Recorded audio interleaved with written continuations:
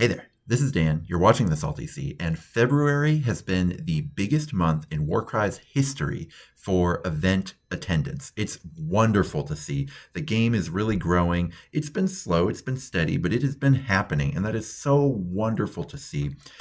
Warhammer World hosted the second biggest Warcry tournament of all time. There's a very good chance that the narrative event at Adepticon will surpass it. There's a small chance, with 44 players at Warhammer World, 46 signed up for Adepticon's competitive right now, that the competitive tournament will pass it too. Really exciting. But there were a whole bunch of other events too that same weekend. 86 players in all playing Warcry at the same time, which was so cool. We've also had tournaments in other weekends in February. We've had 33 people playing on TTS in tournaments there. We've got a 22-player narrative league that just started up in Minnesota. So by far the biggest month for Warcry of all time, and I couldn't be more excited. I almost never do list reviews. You can check Off Meta Musings for a list review of the Warhammer World tournament. You can check the Dayton Warcry Club, who I love for their list reviews. They have them periodically. You can get a whole bunch of different lists there and just good discussion of different lists. So those are some great list review channels, but I'm going to get into a little bit of it myself because I'm very excited. The one here that I won't review is Tower Games in Minnesota. That was a narrative tournament. We had items, things like that. I had a ton of fun at it. It was won by Ironjaws, by Adam playing Ironjaws. It was very sweet, very fun, but maybe not necessarily will translate to all the people at home. So let's start with Wausau, Wisconsin and Odin Games. This was a pretty sweet tournament won by Slaves to Darkness. We've been seeing these heavy marauders led by a Dark Oath War Queen lists doing really well quite a bit. In January, the TTS tournament had 20-something players, and it was won by a very similar Slaves to Darkness list. We've seen a few other tournaments won that way. Dark Oath War Queen, the ability, the triple, really pumps up the Fomeroid Crusher really nicely. It is pretty good on the Varangard too, and then of course Marauders have that heal, which is really good. Ian had 40 points worth of blessings, which is an okay place to be. You have a few different options with this list that are pretty interesting. One, you can just grab one wild dice, which is actually kind of nice given that the War Queen and the Varangard are both very dice hungry. You can also do +1 damage on the Varangard and have 4 wounds on the War Queen, or +1 move on the Crusher and 4 wounds on the War Queen. You can also do +1 attack on the Fomeroid Crusher and still do +1 crit on the War Queen if you're not worried about her dying. So a lot of things you can do with the blessings in this list that are still pretty powerful, and that's really cool to see. We also had Zach Laundry doing second place with Hunters of Huanchi. There's a lot of success with Hunters of Huanchi going around. Once you spam the Huanchi's claws, they are very powerful, and something that it is now becoming widespread enough, it's not just in the UK, that if you're going to a big tournament, you should prepare to see them. Peter Mercencavage won a tournament in New Jersey. That is a name that if you follow Warcry, you know very well. This was him supposedly bringing a friendly list, which I think is really funny. Very cool, very innovative here. A Killaboss with Flail, 195 points. Shank, who is the Underworld's Grot, who is very good. A Boggle-Eye and a Brewgit. His Gobapalooza have gotten so much work in Warcry. And then 3 Brutal Fellwater Troggoths. Brutal is the +1 damage Divine Blessing. And giving them +1 damage with S5 turns them into legitimately interesting Brewgit targets, because S5 means they're, hitting pretty well on most things that are in the game. It's really only just a few fighters with strength or toughness 6 that you'd have to worry about with this list. And none of them were in attendance at the event, which is great. And then so they just put out a lot of damage. They're very likely to hit. They have a reasonable number of attacks. I'll hopefully have the profile on screen here because I think it's very relevant, and this is a fighter that not everyone plays a ton of. And they've got a lot of abilities in this list. There's Shank with the net. There's the Boggle-Eye that also has a net. Every show is someone's first show. A net is an ability that allows you to roll a dice, and on a 3+, you get to lock down. So the receiving fighter, the target, can't move or disengage. So if there's something that they're already in range to shoot, they can shoot it or attack it, but they can't do any moving. And so it's a very powerful disruptive ability that he has access to twice. Shank is very, very easy to kill, but the Boggle-Eye is not. The Boggle-Eye has 12 wounds. And so having that kind of that secondary option, if they kill one netter, they're probably not going to kill the other, is very powerful. Plus, that Brugit is usually the biggest target, right? Brugits can give +3 attacks to any of their friends, which is very, very powerful in this list. One, because it helps the Killaboss with Flail. You can Brugit the Killaboss, which it only has 2/4 damage, which isn't that attractive with Brugitting, but then Killaboss can give venom-crusted weapons to himself to go up to 3/5, and so all of a sudden you're rolling 7 dice with 3/5 damage, and that is very, very impressive.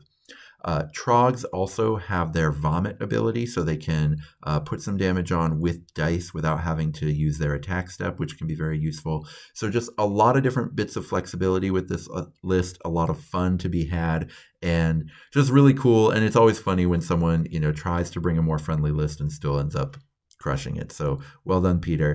Now we have a really wild list coming out of Poland. Michael S. or Mikhail S. I actually don't know, so I'm happy to be corrected there. But just the reddest, very simple list. It's a Blood Reaver Chieftain, a Blood Warrior with the Gore Fist, and then just 12 Blood Reavers. That's all you need. This list fascinated me to no end when I saw it, so I am going to be doing a battle report to test these out. I've already played the game. This made me actually slap a 3-color minimum on a whole bunch of Blood Reavers. I painted a whole bunch of them. I even have a bunch that I didn't quite paint. I've had these for ages in my pile of shame, and so it was good to break them out. Very excited to test this out. I have actually played the game, but I'll probably try to test out Blood Reavers a few more times now that I've painted a whole bunch of them. But this is cool because it's a huge swarm, which of course we know how good those can be on objective missions, but these are very fast.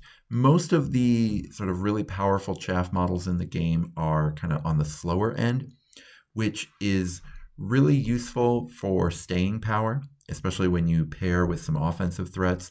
But these have to do the work themselves because they're a little bit more expensive at 65 points. But they have some benefits here. One, the speed means that they can have a ton of utility in things like treasure missions, missions where you have to get to a certain place to do area denial, like scoring for quarters and think of the battlefield, things like that. And then they also just have 10 wounds, which a lot of the Move 5 fighters only have 8. And the difference in how often you get taken out in one hit between 10 and 8 is huge.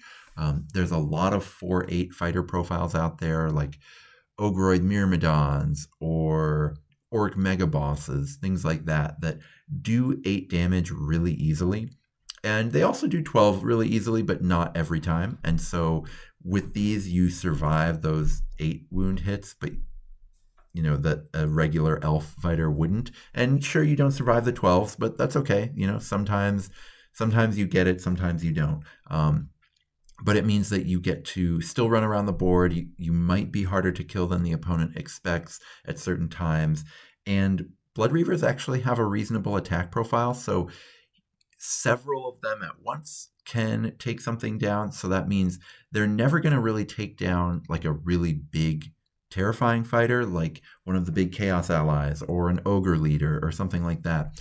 But still, like 90% of the fighters in the game really have to worry about what happens when 4 Blood Reavers descend on them. That can be really, really terrifying. And so certain types of missions, you can have some killing power. That does, in my experience, wane pretty quickly over the course of the game. But in some missions, that's okay. Some missions, you really only have to kill a couple things in round 2 and 3, and then you're good. So kind of interesting here. I tried it out once. I'm really excited to show you guys that battle report coming up soon in the next couple days. But I'm hoping that other people try this out too, because I think it's a really cool idea. And, it did well in one place, and I think other people can try it out as well. Pretty easy to put together too, in that you can get one box of Blood Reavers and just proxy up a Gore Fist, or The Start Collecting builds this list as well, so a lot of options to build this.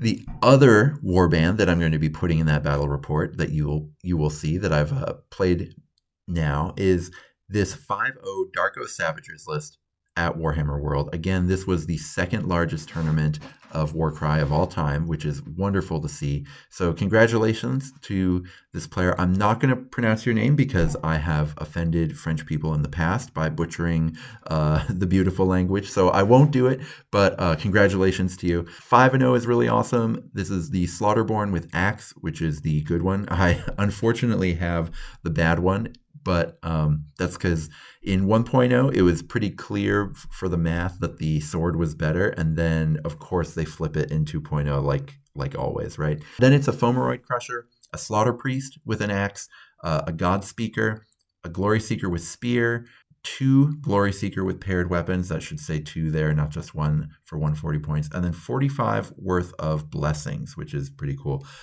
You get the +1 attack on the Fomeroid Crusher and 1 on the Slaughterborn. This tournament was locked. The blessings were locked at the beginning of the tournament. But for a lot of other tournaments, you could just do 1 wild dice. You could do +1 movement on your Fomo Crusher and then +1 toughness on your Slaughter Priest, something like that. So a lot of different things you can do in some tournaments with this, but still really solid. +1 attack on the Fomeroid Crusher is terrifying. And this was really good as a choice for a very smashy pack. The Warhammer World pack had some, I'll say, some god-awful missions, some like truly unplayable bad missions to it. And then it had some core book missions, which are not unplayable, they're fine, but they, as a group, sort of encourage a very specific approach, right? And I think that Lusan, I hope that's right, I promised I wouldn't try to pronounce his name, I'm so sorry, was very savvy because a lot of the missions that are in that pack reward having the biggest thing on the battlefield. So he actually played against a Kellyan King in the finals. And I think that really speaks to the pack, right? Where having a 290 point +1 attack Fomeroid Crusher against a 305 point Kellyan King in the finals really tells you like what you were supposed to be doing in that tournament, in terms of just having a really, really scary thing, you know, and then fairly mobile too. I mean, the Fomeroid Crusher at move 5, sometimes that base can have a tough time moving around, but for the most part, move 5 is pretty reasonable. And then just a few other sources of damage. The Slaughter Priest is nice in that pack for being able to move people around, of course. One of the few times I would be really, really into a Slaughter Priest is, you know, with a lot of damage around me, like with the Slaughterborn and the Fomeroid Crusher, things I can pull into other than just the Slaughter Priest. I've also, you know, when I did videos on building lists for all of the bespoke teams, a lot of people joked like, oh, I guess I have to get a Fomo Crusher now or an Ogroid Myrmidon now, because I really did put Fomo Crusher in almost all of those bespoke teams.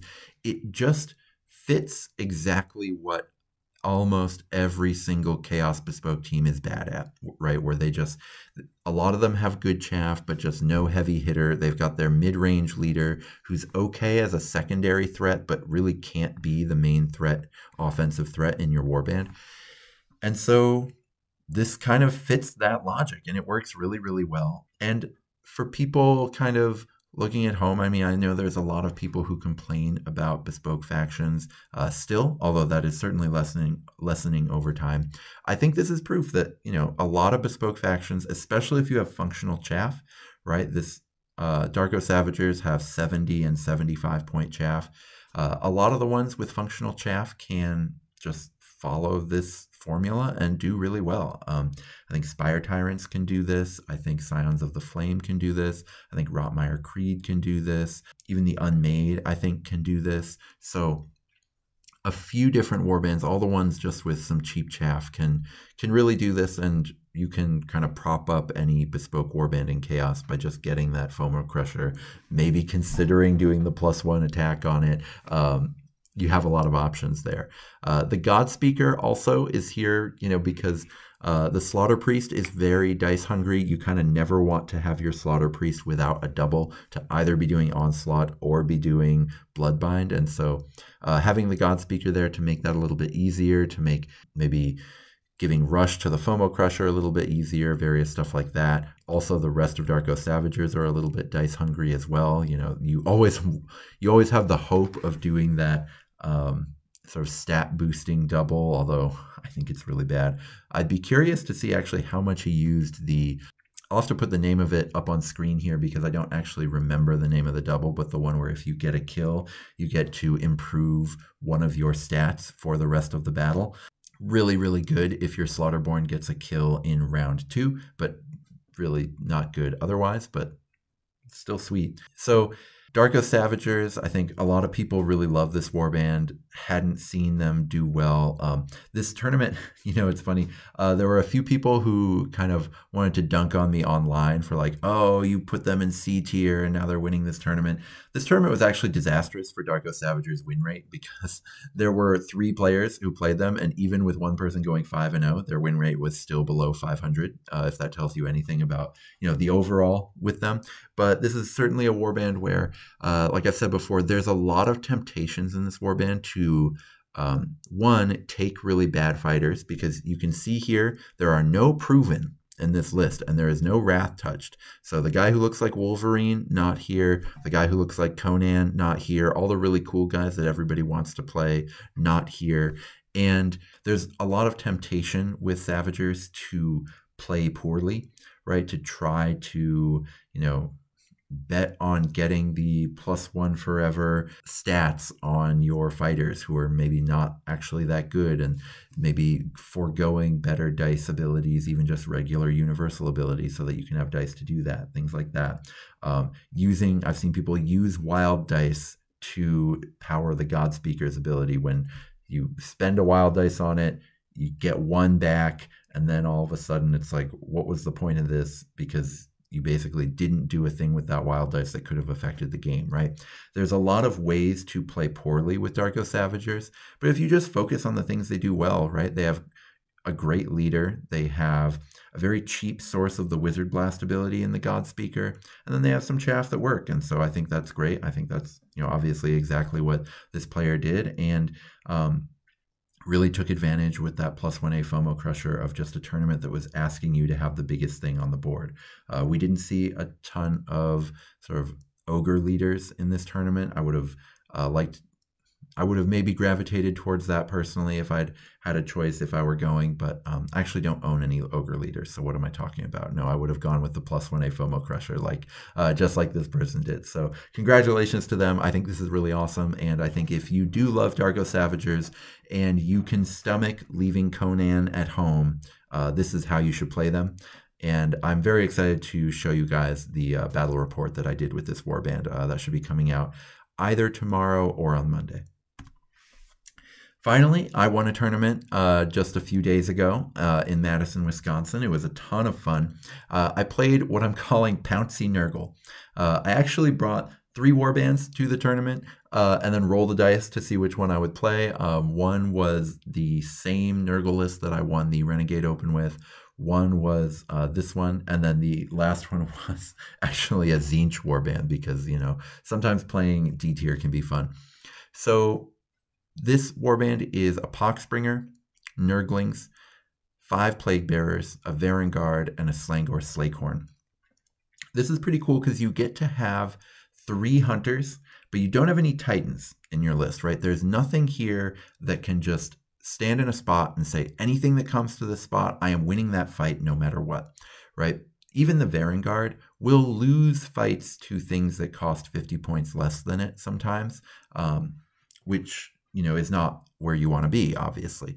So the thing that you kind of do with this list is you really want to be running around the board with your hunters, right? And I count Nurglings in this. They are extremely good at hunting things for their points, for 105 points. There's really not a lot of other things in the game that can run around trying to take things out from a distance. So that's really nice. that kind of mitigates one of Nurgle's few weaknesses, which is that they are just very, very slow. The Plague Bear is being moved 3. The Poxbringer is here instead of Sloppity Bilepiper. Sloppity is actually very, very good, but I think you lose so much on offense with him, and the opportunity cost of losing the Plague Bearers is such that I would say you should really only play Sloppity in situations where he materially changes how many points he'll score in round 1. And that sounds a little esoteric, but basically what I do is I look at a mission pack before the tournament and I count how many points I could score with Sloppity Bilepiper in my list, and then I count how many points I can score without it.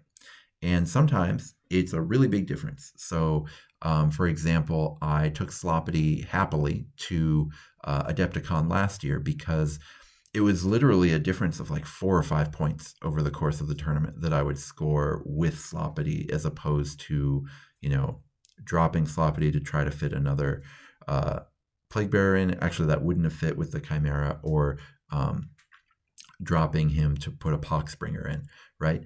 This list makes it so that you don't need Sloppity Bilepiper very often because you have a fast thing in every deployment, which is really great. So it makes it really easy for you to score points that you would not otherwise be able to score in terms of just running to an objective in round 1.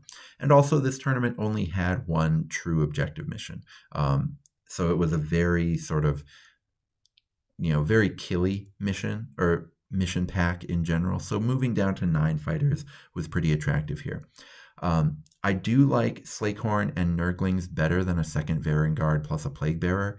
Again, Plague Bearers are one of the most points efficient fighters in the game, but having 2 Varangard can be very exploitable in certain terrain packs and I know in Madison they play a lot of terrain because they have a lot of well-painted terrain there. And so I was concerned that I'd have to run around, and climb things a lot. And that ended up being very relevant. So having the sort of fast climbers kind of covers the Varangard's one weakness.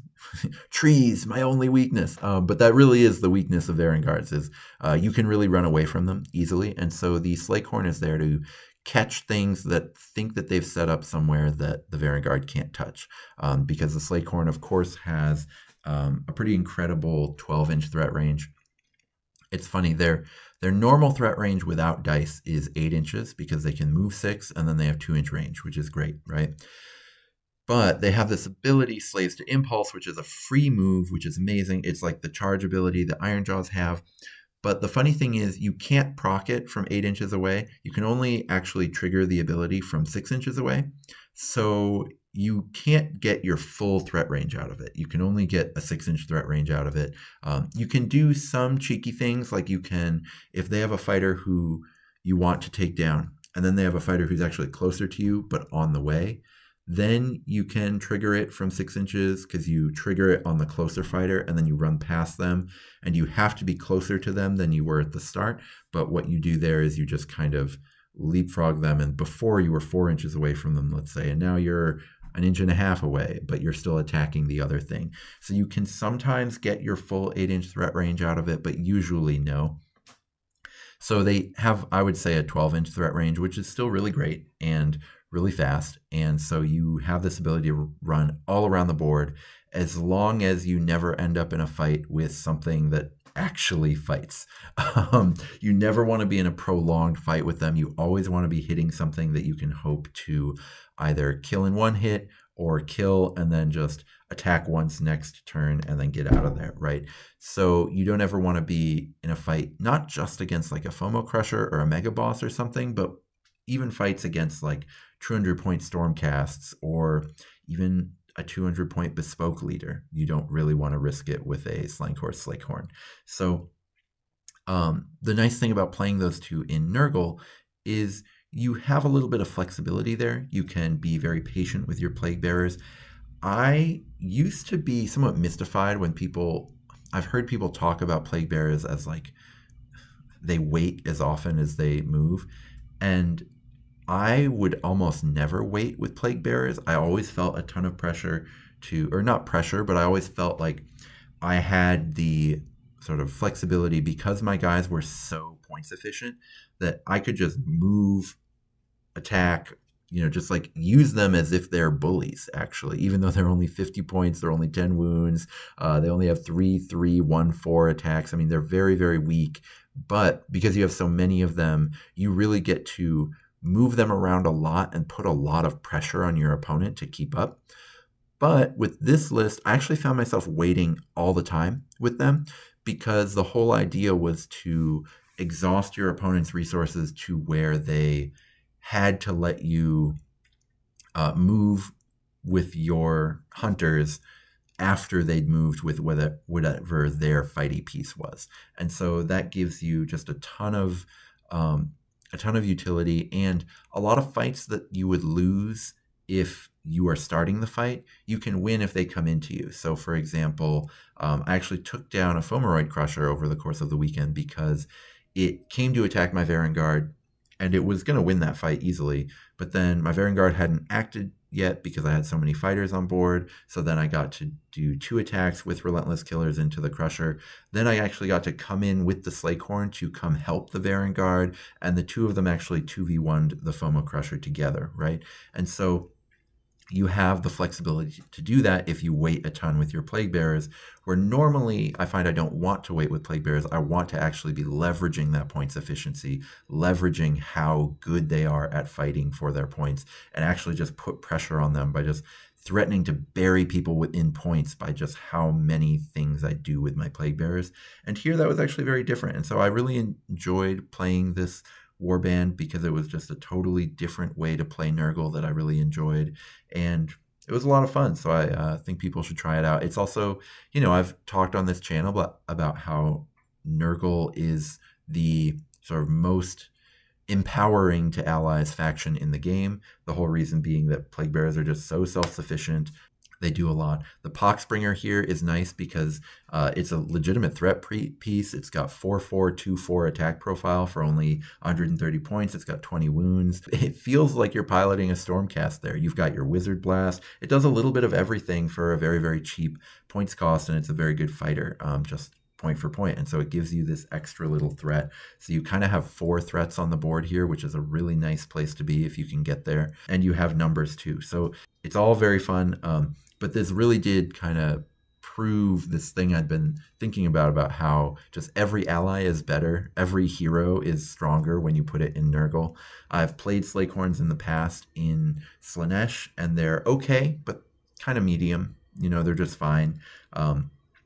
Because in Slaanesh, you have a much harder time kind of using a bunch of weights and kind of exhausting your opponent's resources, and you probably don't have a threat that's bigger than the Slakehorn too because you have all these mid-range people. So like your opponent is more scared of the Varangard than they are of the Slakehorn, so they're thinking about that more, which means that your Slakehorn actually has a lot of freedom in this list, and you have the numbers to sort of draw your opponent out a little bit before you decide what to hunt with it. So it's like it has both.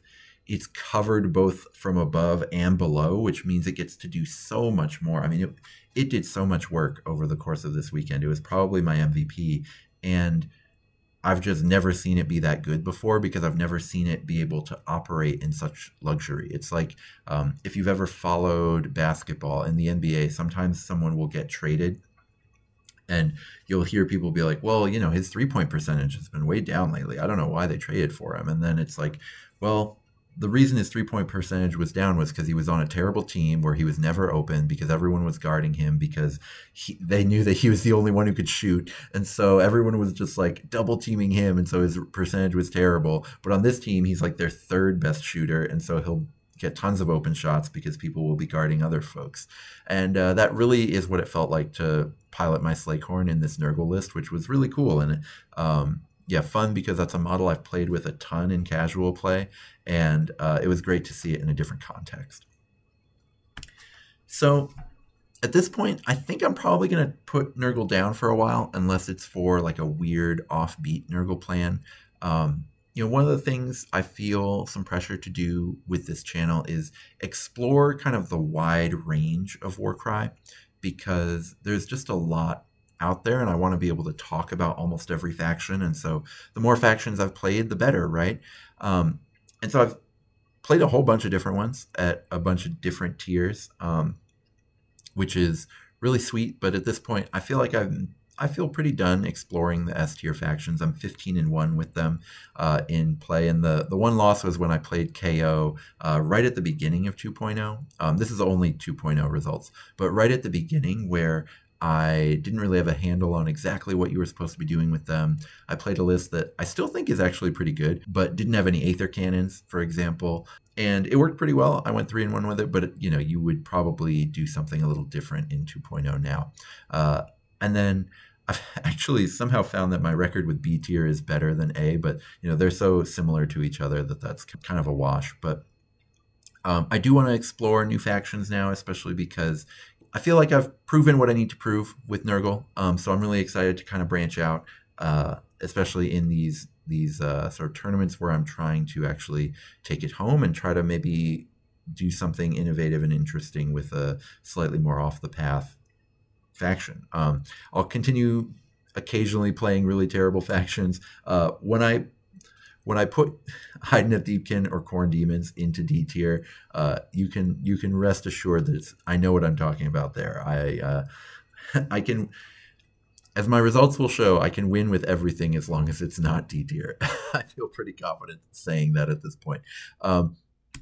But I was really hoping to play Lumineth or Nighthaunt, the new teams at Adepticon. I was 100% locked in. When they came out, I was going to play them. And now it's pretty clear that there is no possible way that that's going to happen. I was really hoping we would see a preview this last Sunday for next week's pre-orders. That would then mean that maybe if I speed painted them, I'd be able to get them together because they would come in 2 weeks. But that's not even going to happen. So they won't even be here in 2 weeks. So I'm just going to let the people vote on what faction I'm going to play. I'm going to play something in A or B, but I think I'll put Nurgle down. So I am not familiar with a whole bunch of these factions, which is really sweet.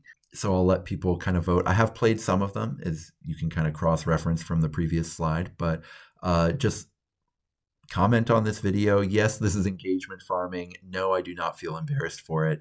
But I will play whatever is winning in the vote by, I would say, 48 hours after the video drops. I will brew a list, buy it, paint it, and bring it to Adepticon because, you know, the people should get to decide. So comment on this video what you think I should play. The ones with little red circles, I'm just not going to do for various reasons. Some of them aesthetic, like I don't like the aesthetic on Wilder Corpse or Castellites or Soulblight Gravelords.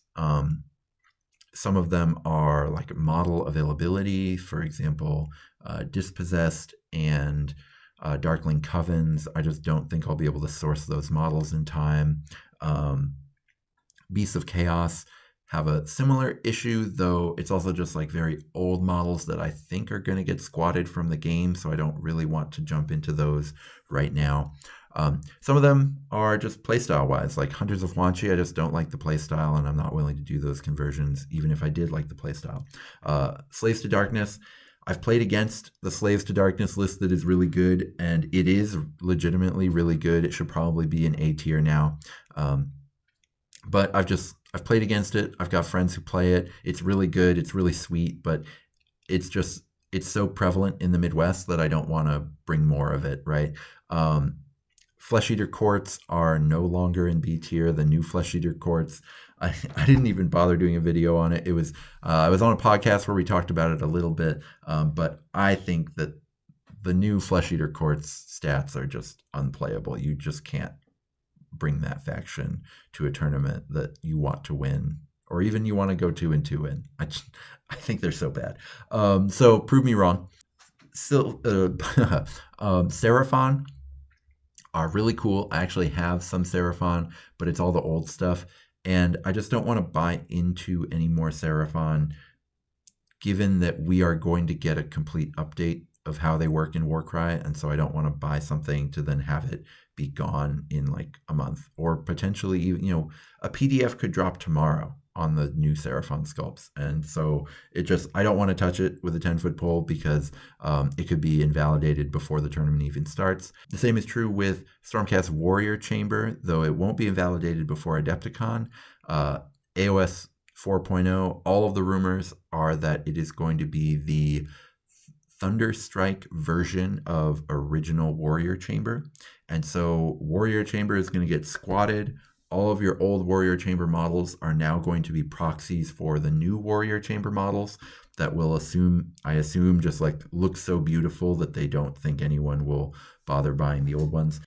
I think that's fine for them. I mean, the new Stormcast kind of body plan just looks so much better than the old one that I completely support this as a business decision, but it does mean that, like, why would I ever buy a box of Paladins if there's going to be new ones coming up soon?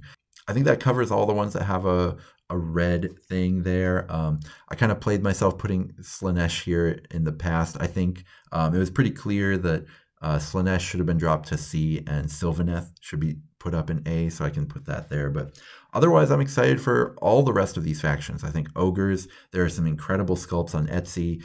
OBR are probably, other than Flesh Eater Courts, they're the other death faction that I like the aesthetic of. Would be perfectly happy to play those.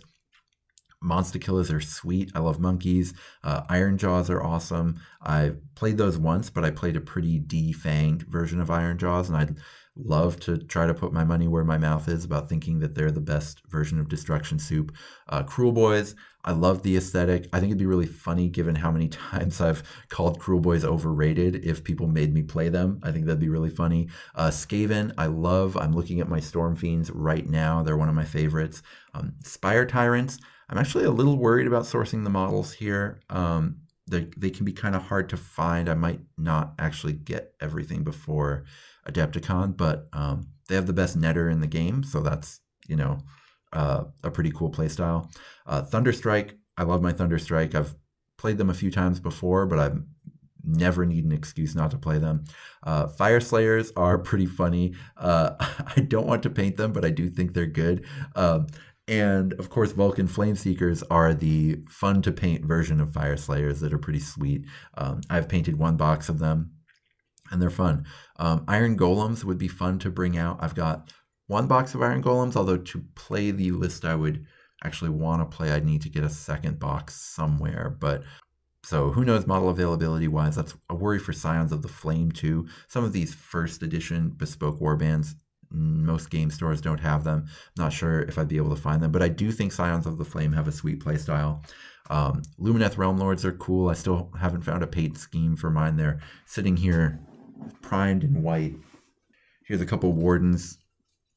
Grabbed them 2 out of the box because they stick together, but yeah, I've got them primed in white. Would be happy to be forced to actually paint everything. Rotmire Creator's sweet. I've got one box of them. I'd probably need to get a second one, but they're pretty cool, and there's a lot of options you can do. I mean, you can basically do the exact same thing that the Warhammer World winner did, but with Rotmire instead of Dark Oath, and you'd basically have the same list, and so that's kind of cool. Jade Obelisk, I've got a few of them. I have 2 Obelisk Bearers and a bunch of Desecrators, and I've played them actually to a 4-0 at one event already, although it was kind of a slightly more relaxed event. I think it would be really hard to 4-0 with them at Adepticon, but they're good. They compete. Royal Beast Flayers have some fun, kind of weird builds to them that would be pretty funny to try. And then, of course, Slaanesh shouldn't be on this list, but is. So everything here is pretty sweet, and so I will play whatever people make me play, and I am excited to see what the community decides. So I'll know by the next time I put out a video, but until then, may all your rolls be crits. Oh, and I will put out a community post letting people know what won, so you'll be able to see that on YouTube, not just some sort of Discord or stupid online forum. You'll be able to see it kind of exactly the same place where you come to watch the videos. So I already signed off. Bye.